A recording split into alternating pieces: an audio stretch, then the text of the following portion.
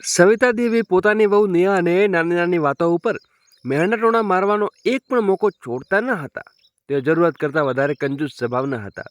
હર સમય તેમની નજર એક વાત ઉપર રહેતી કે ઘરમાં એક દાણો પણ વધારે ન વપરાઈ જાય. નેહાના લગ્નને લગભગ 2 વર્ષ થઈ આવ્યા હતા, પરંતુ આ 2 વર્ષમાં તેને પોતાની સાસુની કંજૂસીના એવા એવા રૂપો જોઈ લીધા હતા કે હવે તેને કોઈ પણ વાત પર નવાઈ નહોતી લાગતી. તેનો પતિ અભિષેક પણ પોતાની માતાથી આ વ્યવહારથી પરેશાન રહેતો, પરંતુ મા સામે કશું બોલવાની હિંમત તેમનામાં ક્યારેય ન હતી. ઘરમાં જો કોઈ નેહાનો પક્ષ લેતું તો તેઓ સસરા રામપ્રસાદજી હતા. જ્યારે પણ સાવિત્રી દેવી હૃદયથી વધારે બોલવા લાગતા ત્યારે રામપ્રસાદજી વચ્ચે પડીને બચાવ કરતા, જેનાથી થોડી વાર માટે શાંત થઈ જતા. પણ થોડી વાર પછી તેમનો ગુસ્સો પહેલા કરતાં વધારે વધી જતો હતો અને તેના ઊંચા અવાજે આગળ રામપ્રસાદજી ઉપર ચૂપ થઈ જતા. ઘરનું વાતાવરણ રોજ ઝઘડાથી ભરેલું રહેતું હતું. રામપ્રસાદજી નિવૃત્ત થયા પછી પણ આખો દિવસ ઘરના બહારમાં રહેવાની કોશિશ કરતા, કારણ કે તેમને ઘરનો રોજનો કંકાસ સહન થતો નહોતો. કંજૂસથી સ્થિતિ હવે દાળમાં દાળ શોધવી પડતી હતી અને શાકમાં શાક. આસપાસ રહેતી મહિલાઓને સાવિત્રી દેવીને પૂછવા લાગી, અરે સાવિત્રીજી, તારી વહુ લગ્નને આટલો સમય થઈ ગયો, હજી સુધી કોઈ સારા સમાચાર ન મળ્યા. સાવિત્રી દેવી લાંબો શ્વાસ લઈને કહેતા, હું પણ એ જ વિચાર રહી છું કે હજુ સુધી કાંઈ ન થયું. ધીમે ધીમે લોકો સવાલોનું ઘરનું વાતાવરણ વધુ બગાડી દીધું હતું. આ દિવસે આ જ વાતને લઈને ઝઘડા થવા લાગ્યા.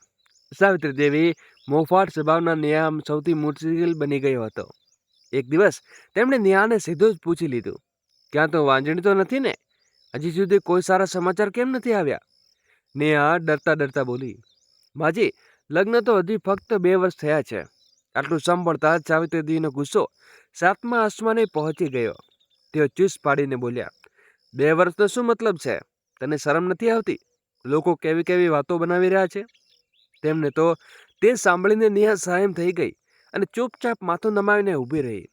તે ઈચ્છવા છતાં પણ સત્ય નહોતી બતાવી શકતી. વાસ્તવમાં વાતો એ હતી કે અભિષેક અત્યારે બાળક ઈચ્છતો ન હતો. તેનું કહેવું હતું કે પહેલા તે પોતાની કમાણી સારું વધારી કરવા માંગે છે, ત્યાર પછી જ પરિવાર વધારવા માંગે છે. પરંતુ સાવિત્રી દેવી આ સત્યને કોઈ લેવા દેવા ન હતી. તેમણે તો બસ લોકોની વાતોનો પરેશાન કરી રહી હતી. અને વાતો રોજ નેહાના મેણાટોણા મારીને સંભાળવા ક્યારેક નેહા બધી વાત અભિષેકને બતાવતી હતી. તેણે દુઃખી થઈને કહ્યું, તમારી આ રોજ મને મહેણા મારે છે, હજી સુધી કિલકારી કેમ ન ગુંજી? હવે તમે જ બતાવો કે હું તેમને શું જવાબ આપું. તેમણે મારું જીવન હરામ કરી દીધું છે. અભિષેક તેને સમજાવતા કહ્યું, તમને થોડા દિવસ બોલવા દેવા દે, સમય આવે બધું ઠીક થઈ જશે. આખા દિવસની કામની થાકેલી નેહા પલંગ ઉપર બેસી ગઈ અને બોલી, ખબર નહીં તમારા થોડા દિવસો ક્યારે પૂરા થશે. મારો તો દરેક દિવસ ડર અને તણાવના વીતે સમજ નથી આવતો કે આ વાતાવરણ આગળ કેમ જીવી શકીશ. બીજી સવારે સૂરજ ઉગતા સાવિત્રી દેવીનો નવો આદેશ નેહા સામે આવી ગયો. તેણે કડક અવાજે કહ્યું, તૈયાર થઈ જા, આજે તારે ડૉક્ટર પાસે જવાનું છે. હવે આ વાત તેમની ઇજ્જતનો સવાલ બની ચૂકી હતી. તેઓ કોઈ પણ સંજોગોમાં નેહાની આ એક વાત સાંભળવા તૈયાર ન હતા. નેહાએ વિચાર્યું કે અત્યારે બહેસ કરવાનો કોઈ ફાયદો નથી, એટલે ચૂપચાપ તેમની સાથે ચાલી નીકળી. બંને મહિલા તબીબી ક્લિનિક પહોંચ્યા. બધી જરૂરી તપાસ પૂરી થઈ પછી સાવિત્રી દેવીએ તરત જ ડૉક્ટરને પૂછ્યું, ડૉક્ટર સાહેબ, આને બાળક થઈ શકે છે ને? ડૉક્ટરે મુસ્કરાતા કહ્યું, તમે બિલકુલ ચિંતા ન કરો, એમના બધા રિપોર્ટ સામાન્ય છે, જો કોઈ પ્રકારની તકલીફ નથી. આ સાંભળતા સાવિત્રી દેવીએ ફરી સવાલ દાગ્યો, જો બધું ઠીક છે તો હજુ સુધી બાળક કેમ ન થયું? ડૉક્ટરે શ્વાન સ્વરે સમજાવ્યું, જુઓ, એમનામાં કોઈ ખામી નથી. જ્યારે આ લોકો ઈચ્છશે ત્યારે બાળક થઈ શકે છે. હવે નેહાએ લાગ્યું કે સાચું બતાવવાનો આ સમય છે. તેણે વિચાર્યું કે ડૉક્ટર સામે વાત કહેવાથી કદાચ તેની સાસુ વધુ હંગામ નહીં રહે અને રોજના મેળણા બંધ થઈ જશે. થોડી વાર ક્ષણો પછી ચૂપ રહ્યા પછી તેણે બોલી, ડૉક્ટર સાહેબ, વાસ્તવમાં હજી સુધી તેમને બાળક નથી થયું, કારણ કે મારા પતિની ઈચ્છા નથી. તેઓ અત્યારે થોડો સમય માંગે છે. તેમનું કહેવું છે કે પહેલાં આર્થિક રીતે પૂરા મજબૂત થઈ જઈએ, પછી પરિવાર વધારવા વિશે વિચારીશું. આ સાંભળતા જ સાવિત્રીજીની આંખો આશ્ચર્યથી પહોળી થઈ ગઈ. તેમણે તીખા અવાજે કહ્યું, કયો ખજાનો કમાવાનો છે તારે? આટલો તો શોખ હતો અને પોતાના પિયરથી પૈસા લઈને આવતી. અમારા ખાનદાનની બદનામી કરાવવાની હતી કે શું? ડૉક્ટર સાહેબ, મને લાગે છે કે આ બધી તેની પોતાની બનાવેલી વાર્તા છે. મારો દીકરો આવું વિચારી ન શકે. આ સાંભળીને નેહા હેરાન રહી ગઈ. તેને બિલકુલ અપેક્ષા ન હતી કે તેની સાસુ ડૉક્ટરની સામે પણ આવી રીતે અપમાન કરશે. તેને લાગવા લાગ્યું કે ઘરે પાછા ફર્યા પછી આજે મોટો બનાવ થશે. આખા રસ્તે સાવિત્રી દેવી તેને ખોટી ખોટી વાતો સાંભળતા રહ્યા. નેહા ઘણીવાર પોતાની આંખોમાં આંસુ રોકવાની કોશિશ કરતી, પણ હર વખતે તેની આંખો ભરાઈ આવતી. બીજી તરફ સાવિત્રી દેવી તે તકલીફ ક્યારેય દેખાઈ નહીં. ઘરે પહોંચતા જ નેહા ચૂપચાપ મોં હાથ ધોઈને રસોડામાં જતી રહી. બીજી બાજુ સાવિત્રી દેવી આવતા જ પોતાના પતિ રામપ્રસાદજીને કહેવાનું શરૂ કરી દીધું, સાંભળો છો, અભિષેકને સમજાવો. ખબર નહીં છોકરાના મગજમાં આણે શું ભરી દીધું છે, અથવા તો જૂઠું બોલી રહ્યો છે. આ પછી તેમણે ડૉક્ટર પાસે થયેલી બધી વાતો વિસ્તારમાં કહી દીધી. પૂરી વાત સાંભળીને રામપ્રસાદજી હળવું હસ્યા. તેમણે પત્ની તરફ જોતા કહ્યું, અરે સાવિત્રી, તું જે વાતો મોટો મુદ્દો બનાવી રહી છે તે એવડી મોટી વાત છે કે નહીં? અરે આજકાલના છોકરાઓ સમજી વિચારીને પરિવાર વધારે છે. જો અભિષેક પણ આવું વિચારી રહ્યો છે તો એમાં કોઈ બુરાઈ નથી. હા, બહુ વધારે મોડું કરવું યોગ્ય નથી, પણ આ વાત પર રોજ ઝઘડો કરવાની શું ફાયદો? રામપ્રસાદજી પોતાની પત્નીના સ્વભાવે સારી રીતે જાણતા હતા, જેથી તેમણે પોતાની તરફથી તેને સમજાવવાની પૂરી કોશિશ કરી. પણ સાવિત્રી દેવી આટલી સરળતાથી માને તેમ ન હતા. તેમણે તરત જ કહ્યું કે હું એ જ કહી રહી છું કે વધારે મોડું કરવું ઠીક નથી. મોહલ્લાવાળા લોકો રોજ વાતો બનાવે છે. કાલે નાના દીકરા રોહિતના પણ લગ્ન થશે તો લોકો શું કહેશે? નવી વહુ શીખશે. આનાથી સમાજના પણ રહેવાનું છે. તેઓ હવે પોતાના નાના બાળકના રોજના લગ્નની વાત કરવા લાગ્યા છે.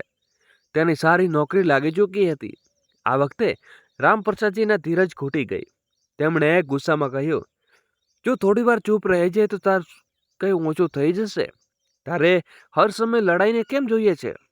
તારે જરૂરિયાત કરતાં વધુ કંજૂસી પહેલાથી જ ઘરનું વાતાવરણ બગાડી રાખ્યું છે.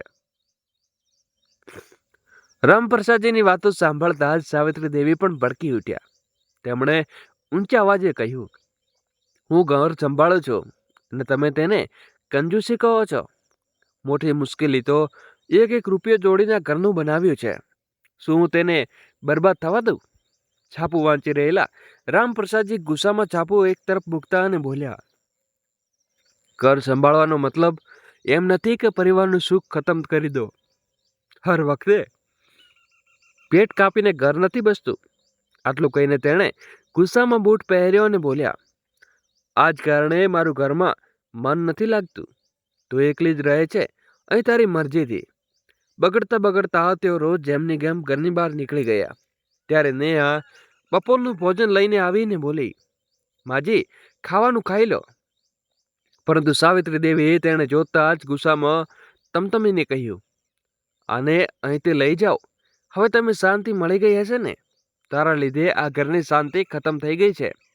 નેહા ચૂપચાપ પોતાના રૂમમાં જઈ રહી હતી. પલંગ ઉપર સૂતા તેની આંખોમાંથી આંસુ વહેવા લાગ્યા. તે પોતાની જાત ઉપર બરબડી, મારી ભૂલ આખરે શું છે? જ્યારે અભિષેક જ અત્યારે બાળક નથી ઈચ્છતો તો હું શું કરું? સાસુના વ્યવહારથી પરેશાન થઈને દિવસો દુઃખ તણાવમાં જ વીતવા લાગ્યા. એક સમયે તેણે હિંમત ભેગી કરીને વૃદ્ધ અવાજે કહ્યું, માજી, આજે મારા મમ્મી અને ભાભી ઘરે આવવાના છે. તો સાવિત્રીજી દેવી તરત જ મેણું મારતા કહ્યું, અચ્છા, દીકરાને ઘરે આવી રહ્યા છે તો કહી દેજે ખાલી હાથે ન આવે. નેહાએ આ વાત કોઈને સહન ન કરી લીધી, પણ તેને વાતનો ડર હતો કે હમણાં આવ્યા પછી ખબર નહીં તેની સાસુ શું શું કહેશે. તેમણે પોતાની મા સામે થનાર અપમાનની ચિંતા અંદરો અંદર કોરી ખાતી હતી. બપોર ઢળવા લાગી અને થોડીવાર પછી નેહાની મા પોતાની મોટી વહુ સાથે ત્યાં પહોંચી ગયા. ઘરમાં બેઠક ખંડમાં બધા સામસામે બેસીને વાતો કરવા લાગ્યા. બેઠકમાં વાતચીત ચાલી રહી હતી, પણ સાવિત્રી દેવીની નજરમાં વારંવાર નેહા ભાભી ઉપર પડી રહી હતી. થોડી વાર પછી આખરે તેમણે પોતાની આદત મજબૂત વાત છેડી અને હસતા હસતા કહ્યું, મને તો લાગે છે કે તમારી મોટી વહુ જલ્દી સારા સમાચાર આપવાની છે. અચાનક પૂછાયેલા સવાલથી નેહાની માં એક ક્ષણ માટે અસહન થયા અને પછી સાંભળતા બોલ્યા, જી હા, અમે પણ આજે તમને આ જ શુભ સમાચાર આપવાના હતા. બસ પછી તો સાવિત્રી દેવી પોતે ખબર નહીં શું વિચારીએ બેઠી છે તો મોહલ્લા વાળો પણ તેને ટોકવા લાગ્યા છે. હું તો કહી દઈશ કે પોતે જોઈને પૂછે ને એમને વાતો સાંભળીને નેહાનું માનું દિલ જે એકદમ બેસી ગયું. તેમણે પોતાની દીકરી સામે આ પ્રકારની વાતો સાંભળીને ખૂબ દુઃખ થયું. તેઓ મહિનાથી મન વિચારવા લાગ્યા કે કેવી ઓરત છે આ, બોલવાની તો કોઈ મર્યાદા જ હોય છે. પોતાની વહુ નહીં, એના પિયરવાળાનું પણ સન્માન કરતા નથી જાણતી. પણ સંબંધની મર્યાદાના કારણે તેમણે કંઈ ન કહ્યું અને ચૂપચાપ બેસી રહ્યા. થોડી વાર પછી મોકો મળતા જ નેહાની પોતાની દીકરી પાસે ગયા. તેમણે પ્રેમથી તેનું માથું પંપાળતા કહ્યું, બેટા, આ કેવી હાલત બનાવી રાખી છે પોતાની, ધ્યાન રાખ પોતાનું. સાચું કહું તો બહુ થઈ ગયું. મને લાગે છે કે તારે અભિષેક સાથે અલગ રહેવું જોઈએ. નેહાએ ધીમેથી કહ્યું, ના મમ્મી, અભિષેકની મરજી વગર હું એ કોઈ પગલું ન ભરી જાઉં જેનાથી તેને તકલીફ થાય. પોતાની દીકરીથી મજબૂત સમજીને માં ભારે મને ત્યાંથી પાછી ફરી. તેમનાથી પોતાની દીકરીની હાલત જોવાની ન હતી. ઘણીવાર સાવિત્રીજી દેવીનો વ્યવહાર જોઈ ચૂક્યા હતા. સમજી ગયા કે તેમની નિભાવવાનો કેટલો કઠિન છે. છતાં નેહા બધું સહન કરીને પણ પોતાના સંબંધને નિભાવવાની પૂરી કોશિશ કરી રહી હતી. કેટલા મહિનાઓ પછી સાવિત્રીજી દેવી પોતાના નાના દીકરા રોહિત માટે એક છોકરી પસંદ કરી લીધી અને ધામધૂમથી તેના લગ્ન કરાવી દીધા. નવી વહુનું નામ પ્રિયા હતું. શરૂઆતમાં તો બધું સામાન્ય દેખાયું, પણ ધીમે ધીમે નેહા પરેશાનીઓ વધવા લાગી. પ્રિયાના વ્યવહાર તેના પ્રત્યે ખૂબ રૂખો અને સાવિત્રી દેવી સામે બહુ મીઠો બોલતી, પણ એકાંતમાં નેહા નીચી બનાવવાનો કોઈ મોકો ન છોડતી. સાવિત્રી દેવી નવી વહુ સામે કેટલીક દિવસો પોતાની જૂની કંજૂસી બતાવી, પણ પ્રિયાનો ત્રેજ હવે જોઈને વધુ દિવસ ટકી ન શક્યા. ધીમે ધીમે તેમની વહુ સામે કંજૂસી કરવાનું લગભગ છોડી દીધું. પરંતુ નેહા સાથે તેનો વ્યવહાર એટલો હતો, તેના હિસ્સામાં આજે પણ ઊંચું આપતું હતું. તેના માટે સારા કપડાં ન ખરીદતા અને નાની નાની જરૂરિયાતો પણ કાપી મૂકી દેવામાં આવતો. લગ્નના લગભગ 6 મહિના પછી પ્રિયા ગર્ભવતી હોવાના સમાચાર આખા ઘરમાં ફેલાઈ ગયા. આ ખુશખબરી જ્યાં ઘરમાં બાકીના લોકોને પ્રસન્ન હતા, ત્યાં નેહાની મુશ્કેલી બમણી થઈ ગઈ. સાવિત્રી દેવી ફરી તેને મેળા સાંભળવાનું શરૂ કરી દેતા. તેઓ બોલ્યા, મારી પાસે જૂઠું બોલતી હતી કે કોઈ પરેશાની નથી. જો બધું ઠીક હોત તો અત્યારે સુધી પણ બાળક થઈ ગયો હોત. જો નાની વહુ આવતા જ આપણા ખાનદાનની ઇજ્જત રાખી લીધી. રામપ્રસાદજી આ બધું સાંભળીને પોતાને રોકી ન શક્યા. તેમણે નારાજ થઈને કહ્યું, કઈ તો શરમ કરો સાવિત્રી. બંને વહુઓની સરખામણી કરીને તું આ ઘરમાં નફરત વાપી રહી છે. એક દિવસ આ જ નફરત આખા પરિવારને તોડી નાખશે. પરંતુ સાવિત્રી દેવી પર આ વાતની કોઈ અસર ન થઈ. તેમણે તો તે સમયે નેહાને કડક શબ્દોમાં ચેતવણી આપવાનું હતું. તે સાંભળી લે મોટી વહુ, જો આવતા મહિને સુધી તે કિલકારી ન સંભળાવી તો પોતાના માટે બીજું ઠેકાણું શોધી લેજે. રામપ્રસાદજી ગુસ્સામાં દાંત કચકાવતા કહી રહ્યા હતા. તેઓ જાણતા હતા કે તેમને વહુને ખુલ્લેઆમ સાથ ના આપી તો ઘરમાં ફરી ભયંકર ઝઘડો થઈ જશે. બીજી સવારે નેહાની આંખોમાંથી સતત આંસુ વહી રહ્યા હતા. તેમને સમજ નહોતી પડતી કે આખરે કોઈ પણ ભૂલ કર્યા વગર રોજ રોજની આ પ્રકારની સજા કેમ મળી રહી છે. સાંજે જેવો અભિષેક કામ પરથી ઘરે પાછો ફર્યો તો નેહા પોતાને રોકી ન શકી. તેની આંખોમાં આંસુ વહેવા લાગ્યા. તેમને રડતા રડતા આખા ઘરના દિવસે બધી વાતો વિસ્તારમાં બતાવી દીધી. પહેલા તે જ મારા ઘરનું બધું કામ હતું અને હવે પ્રિયવે આવ્યા પછી મારી પાસે મુશ્કેલી વધી ગઈ છે. ઉપરથી માજીએ આવતા મહિના સુધી ગરબ ન રહે તો ઘર છોડવાની ધમકી આપી છે. હવે મારાથી બધું બિલકુલ સહન નથી થતું. અભિષેક પોતાની પત્નીનું દુઃખ જોઈને બેચેન થઈ ઉઠ્યો. તેને દ્રઢ અવાજે કહ્યું, હવે બહુ થઈ ગયું. આજે હું મા સાથે સાફ સાફ વાત કરીશ. ભલે ગમે તે થઈ જાય, પણ હવે આ રોજ રોજનો અપમાન નહીં ચાલે. આટલું કહીને તે સીધો પોતાની મા પાસે પહોંચ્યો અને બોલ્યો, મા, હવે તમે નેહા સાથે આ બધું બંધ કરી દો. હર સમયે બાળકની વાત લઈને તેની પાછળ પડી ગયા છો? આખો દિવસ તેને મહેણા આપ્યા કરો છો તો બિચારી બધું ચૂપચાપ સહન કરી લે છે, પણ તેનો મતલબ એ નથી કે તમે તેની સાથે ગમે તે કરતા રહો. સાવિત્રી દેવીએ જ્યારે પોતાના દીકરાને વહુનો પક્ષ લેતા જોયા તો તેના ગુસ્સા સાતમા આસમાને પહોંચી ગયો. તેને ઊંડા અવાજે બોલ્યા, આજે હું સમજી ગઈ છું કે તારા કાન ભર્યા છે. આ છોકરીએ મારું જીવન હરામ કરી રાખ્યું છે. મહોલ્લાવાળાઓએ તેને સગા સંબંધની સામે નાક કપાવી દીધા છે અને હવે તેમને મારી પાસે વિરોધ કરી દીધો છે. અભિષેકે શ્વાન સરે કહ્યું, માં, એના જૂઠા ઇંજામ પર લગાવવાનું બંધ કરી દો. એ તો એ જ કરે છે જે હું ઈચ્છું છું. બાળક અત્યારે ન કરવાનો નિર્ણય મારો છે, એનો નથી. બસ આટલો સાંભળતા સાવિત્રી દેવી આગ બબૂલા થઈ ઉઠ્યા. તેઓ ઝડપથી કદમોમાં નેહાના રૂમ તરફ વધી ગયા અને ચીસો પાડતા બોલ્યા, મને એવું ભય નથી જોઈતી કે મારા દીકરાને મારાથી દૂર કરી દે. આજે હું આને ઘરમાંથી કાઢીને જ ચંપીશ. અચાનક કહેલા હંગામાથી નેહા ગભરાઈ ગઈ. તેને સમજ ન આવી કે આખરે એક ક્ષણમાં બધું આટલું બગડી કેમ ગયું. ત્યારે રામપ્રસાદજી પણ ત્યાં પહોંચી ગયા અને પત્નીને રોકતા બોલ્યા, સાવિત્રી, હવે બસ કરો. હર સમય તેની પાછળ કેમ પડી રહી છે? પરંતુ સાવિત્રી દેવી તેમનું એક પણ ન સાંભળ્યું અને નેહાનો હાથ પકડીને જબરજસ્તી તેને બહારની તરફ ઢસેડવા લાગ્યા. અભિષેક તરફ વચ્ચે આવ્યો અને તેઓ પોતાની પત્નીનો હાથ છોડાવી લીધો. તે સમયે પ્રિયા પણ ત્યાં આવી ગઈ હતી. તેને બચાવ કરવાને બદલે નેહાને કહ્યું, દીદી, માફી માંગી લો ને. ભૂલ થઈ ગઈ છે તો માફી માંગવામાં શું જાય છે? પહેલાથી તૂટી ગયેલી નેહા આ સાંભળીને ફાટી પડી. તેણે પહેલી વાર ઊંચા અવાજે કહ્યું, કઈ ભૂલ? ખબરદાર જો મારા વિશે માજી વચ્ચે બોલી છે તો. અત્યારે અભિષેકે પોતાના નાના ભાઈ રોહિતને કહ્યું, રોહિત, પોતાની પત્નીને અહીંથી અંદર લઈ જા. એ વાતો વધુ બગાડી રહી છે. પરંતુ આ વખતે રોહિત પણ પોતાના મોટા ભાઈ વિરુદ્ધ ઊભો થઈ ગયો. તે બોલ્યો, ભાઈ, વાતાવરણ તમે અને ભાભીએ બગાડ્યું છે. મારી પત્નીને વચ્ચે ન લાવો. રામપ્રસાદજીએ તરત રોહિતને ધમકાવી ચૂપ કરવાનો ઈરાદો કર્યો. પણ હવે સાવિત્રી દેવી એ પૂરો ટેકો નાના દીકરાને વહુ તરફ હતો. સાવિત્રી દેવી ફરી ગુસ્સામાં ચીસ પાડી ઉઠ્યા અને પહેલા તું આ ઘરમાંથી નીકળ. તારા લીધે હવે ભાઈઓ પણ ફૂટી પડી ગઈ છે. તેણે ફરીથી નેહાનો હાથ પકડ્યો અને પૂરી તાકાતથી તેને ખેંચીને ઘરના દરવાજે તરફ ધક્કો માર્યો.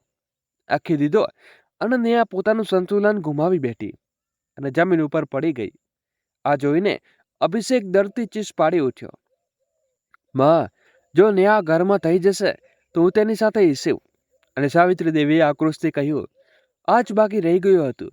તેણે આ તો કરાવી દીધું. અભિષેકે પોતાની પત્ની સહારો આપીને ઊભા થઈ ગયા અને બંને ચૂપચાપ પોતાના રૂમમાં જતા રહ્યા. લગભગ 20 મિનિટ પછી બંને બેગ લઈને બહાર આવ્યા. તેમણે રામપ્રસાદજીના ચરણ સ્પર્શ કર્યા અને પોતાના દીકરાને વહુને આ રીતે ઘર છોડી જોઈને રામપ્રસાદજીની આંખોમાંથી આંસુ વહી નીકળ્યા. તેમણે ધ્રુદ્ધ અવાજે કહ્યું, બેટા, ન જાઓ. જે થયું તે ભૂલી જાઓ. પાછા અંદર આવી જાઓ. પરંતુ અભિષેક ભારે મને કહ્યું, ના પપ્પા, ઘરમાં હવે આપણી ન તો ઇજ્જત બચી છે કે ન કોઈ જગ્યા. માં હવે પોતાની નાની વહુ સામે ખુશ રહે છે. આટલું કહીને તેણે નેહાને હાથ થાપ્યો અને બંને ઘરમાંથી બહાર નીકળી ગયા. રામપ્રસાદજીને રડતા રડતા પોતાની પત્ની બોલ્યા, સાવિત્રીજી, તેમણે રોકી લે, પરંતુ પરિવાર ન તૂટવા દે. પરંતુ સાવિત્રી દેવી માફ શબ્દોમાં કહી દીધું, જવા દો. 2 દિવસ બહાર રહેશે તો પછી ઠેકાણે આવી જશે. ખિસ્સામાં કંઈ નથી. વધારે દિવસ એકતા નહીં રહી શકે. એ રાત્રે અભિષેક અને નેહા હંમેશા માટે ઘર છોડી ચાલી ગયા. દરવાજે ઉભેલા રામપ્રસાદજી તેમને જતા જોઈ રહ્યા હતા. તેની આંખોમાંથી સતત આંસુ વહી રહ્યા હતા. જ્યારે સાવિત્રી દેવીના ચહેરા ઉપર પણ અત્યારે પણ પોતાના નિર્ણયનો અહંકાર સાફ દેખાઈ રહ્યો હતો. સમય પોતાની ઝડપથી આગળ વધતો રહ્યો હતો. પહેલા કેટલા દિવસો વીત્યા, પછી કેટલાય મહિનાઓ ગુજરી ગયા, પણ અભિષેક અને નેહા ક્યારેય પાછા ન ફર્યા. રામપ્રસાદજીએ જ્યારે પણ પોતાની પત્ની સાવિત્રી દેવીને જોતા, તેના મનનું દર્દ શબ્દો બનીને બહાર આવી જતું. તેઓ અવારનવાર કહેતા, સાવિત્રી, હું તને જિંદગીભર માફ ન કરી શકું. તારી જીદ અને તારા સ્વભાવે મારો આખો પરિવાર વિખેરી નાખ્યો. પણ સાવિત્રી દેવી અહંકાર હજુ પણ જીવંત હતો. નેહા પ્રત્યે તેમને મનમાં એટલી નફરત ફરાઈ ચૂકી હતી કે પોતાના કાર્ય ઉપર જરાય પસ્તાવો નહોતો થતો. બીજી તરફ થોડા સમય પછી પ્રિયા એક દીકરાને જન્મ આપ્યો. આખા ઘરમાં ખુશીનું વાતાવરણ હતું. સગા સંબંધીઓ અવરજવર રહેતી અને મીઠાઈઓ વહેંચાતી. હવે ઉજવણી થતાં જ બધી ખુશીઓ વચ્ચે રામપ્રસાદજીની આંખો રોજ પોતાના દીકરા અને વહુને શોધતી રહેતી. તેઓ અવારનવાર વીતેલા દિવસો યાદ કરીને ભાવુક થઈ જતા અને વિચારતા, ખબર નહીં મારો દીકરો ને વહુ ક્યાં ગયા હશે, કઈ હાલતમાં હશે. ધીમે ધીમે પ્રિયાનો દીકરો મોટો થવા લાગ્યો. લગભગ 2.5 મહિના વીતતા પ્રિયાનો વ્યવહાર પૂરી રીતે બદલાઈ ગયો. તેણે ઘરની બારડોર પોતાના હાથમાં લેવાની શરૂ કરી દીધી. તે ઘરનો દરેક નિર્ણય પોતાની મરજીથી લેવા લાગી. સાવિત્રી દેવીનો તેમણે આખી જિંદગી એક પૈસા માટે ઘરમાં લડાઈ કરી હતી. હવે તે પોતાની વહુ સામે ચૂપ રહેવા મજબૂર બની ગયા. પ્રિયા જ્યારે ઈચ્છે ત્યારે ખર્ચ કરતી, જ્યારે ઈચ્છે ત્યારે સામાન મંગાવતી, અને જો સાવિત્રી દેવી કંઈ પણ કહેવાની કોશિશ કરતા તો તેઓ ધમકાવીને ચૂપ કરાવી દેતા. ધીમે ધીમે સાવિત્રી દેવી વર્ષો જૂની કંજૂસી પણ ખતમ થઈ ગઈ, કારણ કે હવે તેમની પાસે પોતાની વાત માનવાનો કોઈ અધિકાર બચ્યો ન હતો. પ્રિયાનો વ્યવહાર દિન પ્રતિદિન વધુ કઠોર બનતો ગયો. તેને સાવિત્રી દેવીનું સન્માન કરવાનું લગભગ છોડી દીધું હતું. સાવિત્રી દેવી સવારથી સાંજ સુધી ઘરમાં બધા કામ કરતા. જરાક મોડું થઈ જતું તો પ્રિયા આંખો બતાવીને તેને ધમકાવવાનું શરૂ કરી દેતી. તેના મોંમાંથી નીકળેલા અપમાનજનક શબ્દો સાવિત્રી દેવીના દિલને ચીનભરણ કરી દેતા. તેઓ ઘણીવાર કહેતી, શુક્ર માનો કે આ ઘરમાં રહેવા જ લીધી છે, નહીતર તો કોઈ નકામી નથી. આ બધું સાંભળીને સાવિત્રી દેવી ચૂપચાપ પોતાના આંસુ પૂછી લેતા અને રામપ્રસાદજીને આ બધું આંખોમાં જોતા જરૂર, પણ હવે તેના મનમાં પણ વર્ષોભરું દર્દ ભરેલું હતું. જો સાવિત્રી દેવી ક્યારે તેમને ફરિયાદ કરતી તો ફક્ત આટલું જ કહેતા, જેવું વાવ્યું તેવું લણો, જેવું વાવે છે તેવું લણે છે. જો નેહા હોત તો આજે તારી આ હાલત ક્યારે ન થાત. ખેર, સમય સાથે સંજોગો પણ વધુ બગાડતા ગયા. પ્રિયા હવે સાવિત્રી દેવીને રામપ્રસાદજીને રોટલી ગણીને આપવા લાગી.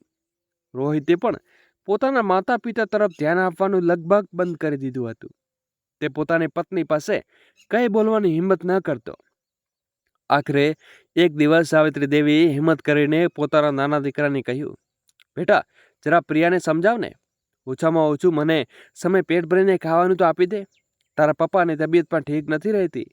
પરંતુ રોહિત તેમને ખરી ખોટી સાંભળવા દીધી. માં, કઈ કમી છોડી ગઈ? ઘણીવાર ખાવાનું આપવાનું તો એ બધાને શીખવ્યું હતું ને. આજે અમારી સાથે એ રહ્યું તો તમને ખરાબ કેમ લાગી રહ્યું છે? આ ઉંમરે તમારે કેટલું ખાવાનું જોઈએ? એટલામાં પ્રિયા પણ બધી વાતો સાંભળી લીધી. ગુસ્સામાં તે આવી ગઈને બોલી, બસ કરો, થાકી ગયું છે માજી. મારી ફરિયાદ મારા પતિને કરશો તો સાંભળી લો, હું ને આ ભાભી જેવી નથી રહી. તે ઘર છોડી દઉં. જો કોઈ પણ મને કાઢવાની કોશિશ કરી તો તેને બહાર કરી દઈશ. બહુ લઈ દો તમે બંને મારા પતિની કમાણી ઉપર. હવે નીકળો અહીંથી. આટલું કહીને પ્રિયા સાવિત્રી દેવીને હાથ પકડ્યો અને તેને જબરજસ્તી દરવાજા તરફ ઢસેડવા લાગી. રામપ્રસાદજી પોતાની પત્નીને બચાવવા પાછળ આવ્યા, પણ સાવિત્રી દેવી રડતા રડતા કહેવા લાગ્યા, આવું આવું ન કર, અમને કાઢ મત. મારા ભૂલ થઈ ગઈ, મને માફ કરી દે. પરંતુ પ્રિયા દિલમાં બિલકુલ ન પીસ્યું. તેને કટાક્ષ કરતા કહ્યું, કેવી માફી? જ્યારે નેહા ભાભી રડી રડીને માફી માંગી રહ્યા હતા ત્યારે તમે તેમની સાથે શું કર્યું હતું? આજે બધું તમારી સાથે થઈ રહ્યું છે. પ્રિયા આવાજ સાંભળતા રામપ્રસાદજીની આંખો સામે અદ્રશ્ય દ્રશ્ય ઘૂમી ગયું. જ્યારે એ રીતે અભિષેક અને નેહા ઘરમાંથી ધક્કા મારીને કાઢવામાં આવ્યા હતા, તેમણે દર્દભર્યા અવાજે કહ્યું, સાવિત્રી, આ બધું તારા કર્મોનું ફળ છે. આટલું કહેતા તેના આંખોમાં અંધારું છવાઈ ગયું. તેઓ આ દરવાજા સામે બેસી ગયા જ્યારે પ્રિયા તેમની તરફ જોઈને બેરૂખીથી કહ્યું, પપ્પાજી, તમારે જે સામાન લઈ લો. હવે હું આપ બંને સાથે એક ક્ષણ પણ નથી રહી શકતી. આટલું કહીને તે દરવાજે તેમને મોં ઉપર બંધ કરીને થોડીવાર સુધી બંને પતિ પત્ની ઘરની બહાર ચૂપચાપ બેસી રહ્યા. તેની આંખોમાં સતત આંસુ વહી રહ્યા હતા, પણ તેને રોકનારું કોઈ ના આવ્યું. બંને વારે પગલે ત્યાંથી ચાલી નીકળ્યા. તેઓ ગયા કોઈ ખબર ન હતી. બીજી તરફ પ્રિયા દરવાજો બંધ કર્યો અને બારીમાંથી ઝાંકીને લાંબો શ્વાસ લીધો ને હસતા હસતા બોલી, ચાલો આ ડોશીથી છુટકારો તો મળ્યો. આ રાત્રે પ્રસાદજી સાવિત્રી દેવી કોઈ મંજીર વગર ચાલતા તો ઘણું દૂર નીકળી ગયા. તેઓ એક મંદિર પાસે પહોંચ્યા અને ત્યાં દિવાલોને સહારે બેસી ગયા. ગરમી તપા તડકા વચ્ચે મંદિરની બહાર બેસી રહેલું તેમની મજૂરી બની લાગ્યું હતું. રામપ્રસાદજી આખો દિવસ તૂટેલા પરિવારને યાદ કરીને રડતા અને હર વખતે પોતાની પત્નીને કહેતા, સાવિત્રી, તે તને ક્યારેય પહોંચાડી દીધા. બબ્બે દીકરો હોવા છતાં આજે આપણું કોઈ નથી. બીજા દિવસે શહેરમાં સંપન્ન લોકો મંદિરે બહાર જવાનું મંદિરા તાવડા ભોજન વેચવા આવ્યા. તેમની પાસે એક નાનું બાળક પણ હતું. બધા ગરીબ લોકો લાઈનમાં બેસી ગયા. રામપ્રસાદજી અને સાવિત્રી દેવી પણ ચૂપચાપ હજરોળમાં હતા. એક એક કરીને બધાને ભોજન પેકેટ તાબડા આપવા આપી રહ્યા હતા. એ જ પરિવાર તેમની પાસે પહોંચ્યો જે રામપ્રસાદજી અને સાવિત્રી દેવીનું માથું નમાવી લીધું. તેને ખરાબ હાલતમાં જોઈને તેમની શરમ આવી રહી હતી. તેને કોઈને પોતાની આંખોમાં જોવાની હિંમત નહોતી બતાવી શકતા. જ્યારે ઓરતે રામપ્રસાદજીનો ચહેરો ધ્યાનથી જોયો, એકદમ ચોંકી ગઈ. તેના મોંમાંથી એને નીકળી ગયું, પપ્પાજી. રામપ્રસાદજીએ દ્રુતતા હાથે ઊંચું કર્યું તો સામે મોટી બહુ નેહા ઊભી હતી. તેની આંખોમાંથી આંસુની ધારા વહી નીકળી. ત્યારે અભિષેક પણ ઝડપથી આગળ વધ્યો અને પોતાના પિતાને ગળે લગાવી લીધા.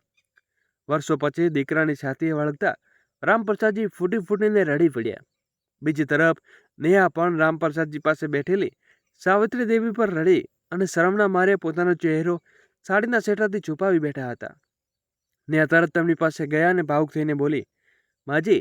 સાવિત્રી દેવી ધ્રુસકે ધ્રુસકે રડતા બોલ્યા, બેટા, મને ન અડ. મારા કપડાં ગંદા છે. હું બીમાર છું ને ક્યાંય બીમારી લાગી જાય. નેહા તને પ્રેમની તરફ જોતા કહ્યું, માજી, આ હાલતમાં જોઈને મને ખૂબ દુઃખ છે, પણ ક્યારેય સપન નથી. ચાલો, આપણને મારી સાથે ઘરે ચાલો. ના બેટા, હું તારી સાથે કેવી રીતે આવી શકું? તને ઘરમાંથી બહાર કાઢી હતી. અભિષેક અને નેહા ખૂબ પ્રેમથી પોતાના માતા પિતાને સમજાવ્યા. ઘણીવાર પછી બંનેની ચાલવા તૈયાર થઈ ગયા. જ્યારે એક મોટી કાર અને સુંદર મકાન સામે જોઈને રામપ્રસાદજી અને સાવિત્રી હેરાન થવા જોવા લાગ્યા. અંદર કદમ મૂકતા જ તેની આંખો ખુલી રહી ગઈ. બંને પતિ પત્ની આંખે ભવ્ય મકાન જોતા રહી ગયા. આટલું મોટું ઘર, શાનદાર સજાવટ અને ક્યારેક સુવિધા જોઈને સાવિત્રી દેવી મનમાં જૂના દિવસો કોઈ ચલચિત્રની જેમ ઘૂમવા લાગ્યા. તેમને સમય યાદ આવવા લાગ્યો જ્યારે તેમને નેહાની જિંદગીમાં દુઃખો સિવાય વાવ્યું હતું. જે સુખ સુવિધા માટે તેમણે ક્યારેય નેહાને મેળા આપ્યા હતા, આજે એ બધું નેહા પાસે હતું. એક પ્યારો દીકરો પણ હતો જે ઘરમાં રાણીની જેમ સન્માન કરી રહ્યો હતો. આ બધું જોઈને સાવિત્રીજીનું માથું શરમથી ઝૂકી ગયું હતું, પરંતુ બધો અહંકાર તૂટી ચૂક્યો હતો. તેને સુખ સન્માનથી ભરેલી જિંદગી જીવી રહ્યો હતો. ત્યારે સાવિત્રી દેવી અને રામપ્રસાદજીની હાલતમાં ભિખારીઓ જેવી થઈ ગઈ હતી. બંને બેસીને પોતાની આખી આપવાની સંપત્તિ કેવી રીતે પ્રિયાનું અપમાન કર્યું અને ભૂખ્યા રાખ્યા અને આખરે ઘરમાંથી કાઢી મૂક્યા. આજે તેમની સામે એક નેહા ઊભી હતી જેને બુરું કરવા સાવિત્રીજીએ ક્યારેય કોઈ કસર છોડી ન હતી. મિત્રો, સાચું કહેવાયું છે કે ભગવાન ઘરે ઘરે હોઈ શકે છે, પણ અંધેરેમાં નહીં. માણસને પોતાના કર્મનું ફળ જરૂર મળે છે. સાવિત્રી દેવી પોતાનો કરેલો અન્યાયની સજા મળી ચૂકી હતી. હવે તે પોતાના વ્યવહાર પર સાચો પસ્તાવો છે. મિત્રો, શું નેહાએ પોતાની સાસુને માફ કરીને શું કર્યું? તમારો અભિપ્રાય કોમેન્ટમાં જરૂર બતાવજો.